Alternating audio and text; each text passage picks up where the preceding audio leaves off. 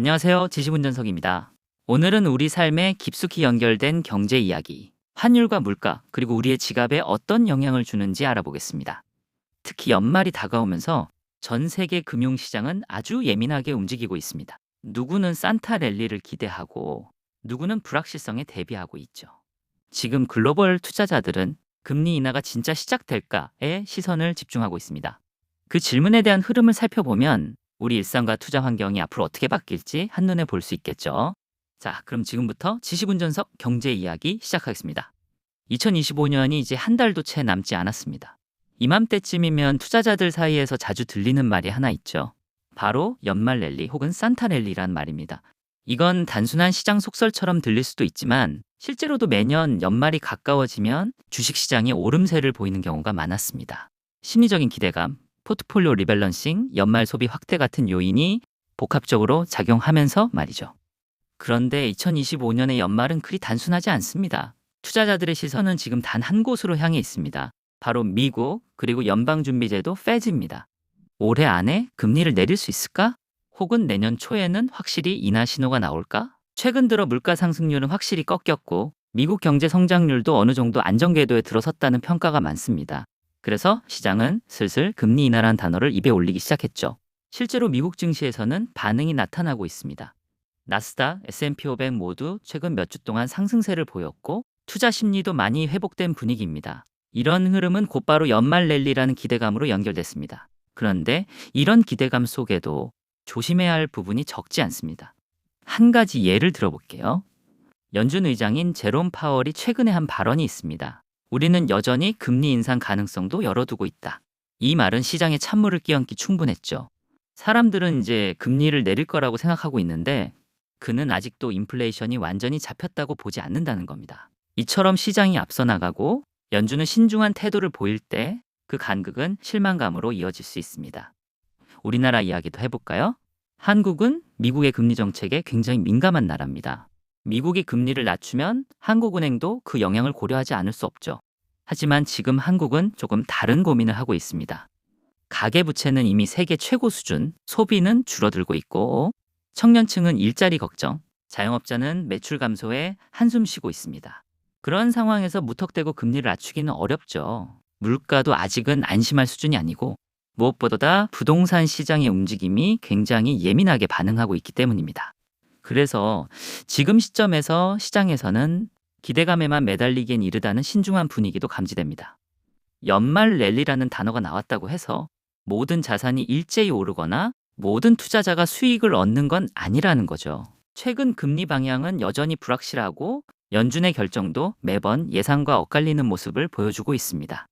예를 들어 일부 투자자들은 연말에는 주가가 오르니까 지금이 기회라고 판단할 수도 있겠지만 만약 금리 인하가 지연되고 경기 지표가 기대보다 부진하게 나오면 이런 기대감은 금세 조정으로 이어질 수 있다는 지적도 나옵니다.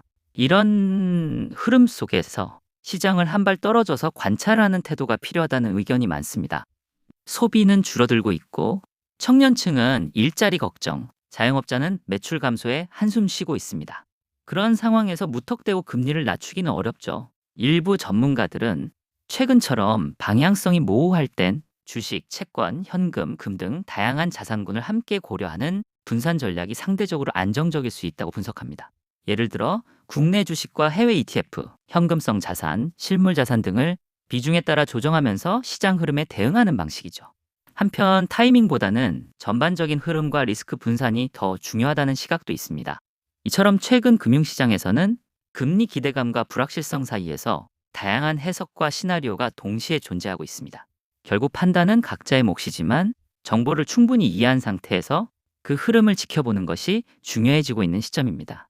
시장이 오를지 내릴지는 아무도 장담 못하지만 불확실한 시기를 잘 넘기는 사람은 언제나 흐름을 읽고 균형을 유지하는 사람이니까요.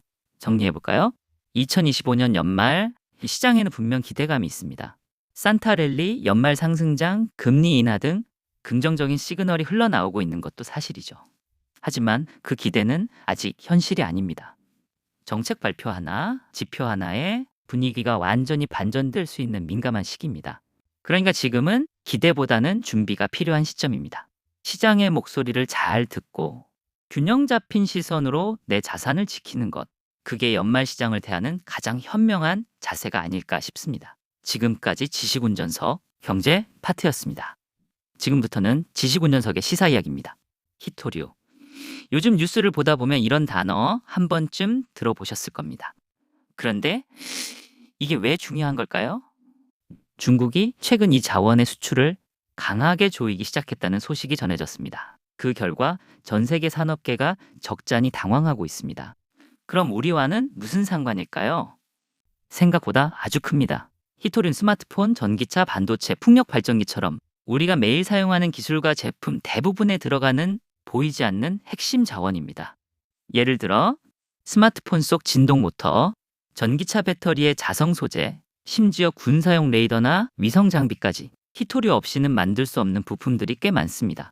그런데 이 히토류 생산의 70% 이상이 중국에 집중되어 있다는 점, 이게 바로 문제의 출발점입니다. 2025년 10월 중국 정부는 히토류 정제 기술과 부품 생산 장비를 수출 통제 품목으로 새롭게 지정했습니다. 표면적으로는 자국 기술 보호, 국가 안보 때문이라고 했지만 많은 전문가는 이 조치를 미국과의 기술 경쟁, 무역 갈등과 연결해보고 있습니다. 당장 유럽과 일본, 미국 기업들 사이에서는 공급망을 다시 짜야 하나? 부품 가격이 오르는 거 아니야? 이런 우려가 커지고 있습니다. 실제로 일부 히토류 원소는 올해 들어 가격이 30% 이상 뛰었고 관련 제품의 생산 일정도 지연되고 있다고 합니다. 우리나라도 예외는 아닙니다. 우리는 반도체, 배터리, 전기차 산업처럼 히토류 의존도가 높은 분야를 중심으로 세계적인 경쟁을 벌이고 있죠. 중국 수출 제한이 이어질 경우 부품 조달이 늦어지고 생산 단가가 오르고 결국 제품 가격과 수출 경쟁력에도 영향을 줄 수 있습니다. 물론 중국도 이 여파를 잘 알고 있습니다. 그래서 12월 초 일부 기업의 수출을 허가하겠다는 입장을 밝혔지만 이건 언제든 바뀔 수 있는 유동적인 상황입니다. 한 번 조인 수출은 다시 풀 수 있고 또 필요에 따라 더 강하게 조일 수도 있다는 뜻입니다. 그래서 지금 미국과 유럽을 중심으로 중국 의존도를 줄이려는 움직임이 본격화되고 있습니다. 새로운 광산 개발, 재활용 기술 확대, 친환경 대체 소재 개발 등 여러 방법이 논의되고 있지만 현실적으로는 아직 갈 길이 멉니다. 당분간은 불안정한 공급 상황이 이어질 거란 전망이 많습니다. 우리 입장에선 제품 가격 인상, 부품 수급 불안, 그리고 전반적인 산업 경쟁력에 영향을 미칠 수 있는 중요한 흐름입니다. 이건 단순히 한 국가의 수출 제한이 아니라 자원을 둘러싼 새로운 국제 질서, 그리고 기술과 안보가 얽힌 복합적인 문제라고 볼 수 있습니다. 이런 변화가 지금 우리 산업에 그리고 우리의 소비 생활과 일자리 구조에 어떤 변화를 가져올지 계속 주목해서 지켜볼 필요가 있습니다. 지금까지 지식운전석 시사 파트였습니다. 지식운전석 오늘의 마지막 코너 지식 한 스푼 시작합니다. 우리는 보통 한 해에 12달이 있다고 생각하죠. 근데 가끔 달력이 이상하게 느껴질 때가 있습니다. 윤달이라는 게 생기면서 음력 2월이 2번, 4월이 2번처럼 표시되곤 하죠. 도대체 왜 이런 일이 생기는 걸까요? 이걸 이해하려면 조금만 달력의 원리를 들여다볼 필요가 있습니다. 우리가 평소에 쓰는 달력은 양력, 즉 태양력을 기준으로 만들었습니다. 지구가 태양을 한 바퀴 도는데 걸리는 시간, 즉 1년이 기준이죠. 이건 약 365일 조금 넘습니다. 반면 음력은 달이 지구를 도는 주기, 즉 달의 모양이 한 바퀴 변하는 걸 기준으로 합니다. 대략 29.5일 정도죠. 이렇게 양력과 음력은 기준 자체가 다릅니다. 그래서 문제는 달을 기준으로 달력을 만들면 매년 12번의 달이 차고 기우는 걸 기록해도 계절이 점점 밀리게 된다는 겁니다. 1년에 약 11일씩 양력보다 짧아지기 때문이죠. 이걸 몇 년 계속하면 음력 설날이 한여름에 오고 추석이 겨울에 오게 될 수도 있습니다. 그래서 이를 조정하기 위해 생긴 게 바로 윤달입니다. 음력에서는 2에서 3년에 한 번 달을 하나 더 넣어서 계절과 맞추는 방식으로 보정합니다. 이게 바로 윤달이에요. 윤달은 윤년처럼 딱 정해진 해에 오는 게 아닙니다. 태양과 달의 주기를 계산해서 언제 어느 달에 하나를 더 넣을지 천문 계산에 따라 결정됩니다. 그래서 어떤 해에는 윤달이 음력 2월에 붙고 다른 해에는 5월, 9월 등 예상 밖의 시기에 붙을 수도 있습니다. 이런 윤달은 일상에도 영향을 주는데요. 예를 들어 조상님 제사를 지낼 때 윤달이 낀 해는 제사는 원달에 지내야 한다. 혹은 윤달에도 가능하다. 이런 식의 해석이 지역마다 조금씩 다르기도 합니다.